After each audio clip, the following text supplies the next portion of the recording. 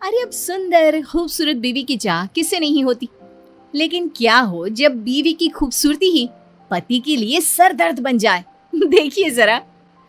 चलो ना कहीं घूमने चलते हैं। हमारी शादी को इतने महीने हो गए हैं और हम दोनों कहीं घूमने नहीं गए। बाहर तक नहीं निकलने देती हो। चलो ना। अब आज नहीं, फिर कभी चलते हैं। आज ना मुझे बहुत काम है। वैसे तुम्हें कितनी बार बोला है घर से बाहर जाने का ना सोचा करो। तुम नहीं जानती दुनिया कैसी है। तुमसे जब भी कहीं घूमने जाने के लिए बोलती हूँ तुम यही बोलती हो।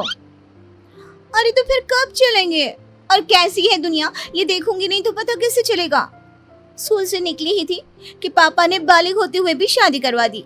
कहीं जाने को कहो तो कहते थे दूल्हे के साथ जाना, और अब दूल्हा भी ऐसा ही मिला है।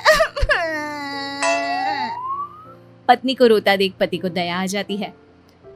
सच में आज बहुत थक गया हूँ।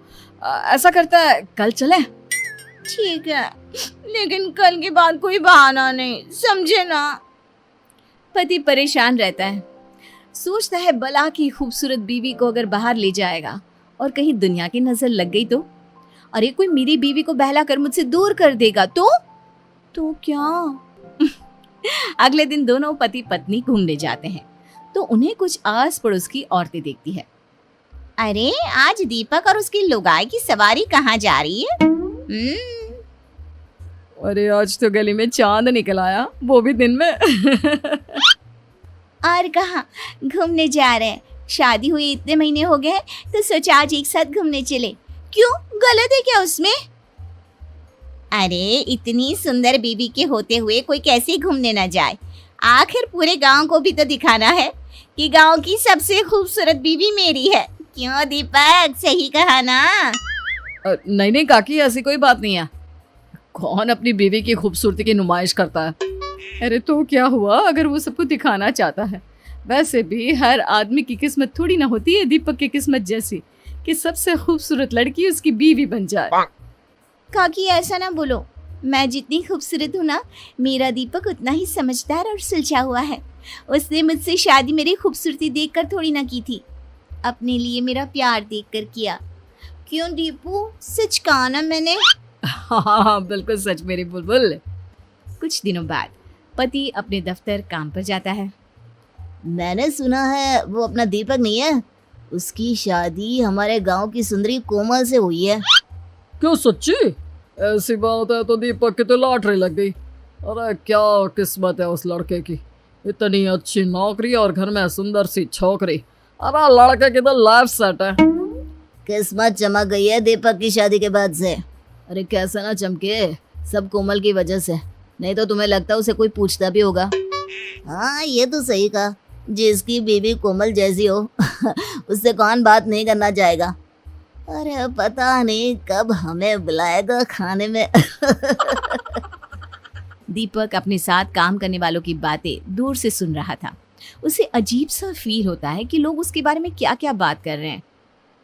बात तो सही है, कल तक मेरे घर क्या मुझसे बात भी कोई नहीं करना चाहता था, लेकिन जब से शादी हुई है हर किसी को दीपक के घर आना है, उसे अपने घर बुलाना है।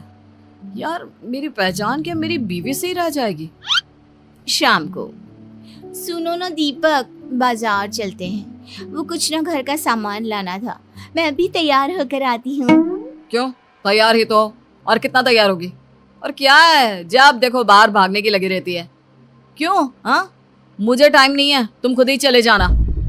दीपक का रवैया अब तो बीवी के लिए इतना गंदा हो जाता है कि उसकी बीवी परेशान सी रहने लगती है। कुछ दिनों बाद, सुनो दीपक, मेरी माँ बहुत बीमार है। मैं सोच रही थी अगर कल तुम मुझे मेरी माँ के वहाँ छोड़ आती तो। वैसे भी अब मन नहीं लगता मेरा इस घर में, न जाने तुम्हें क्या हो गया है। हाँ बेटा, कल ऐसा कर बहू को उसके मायके छोड़ा।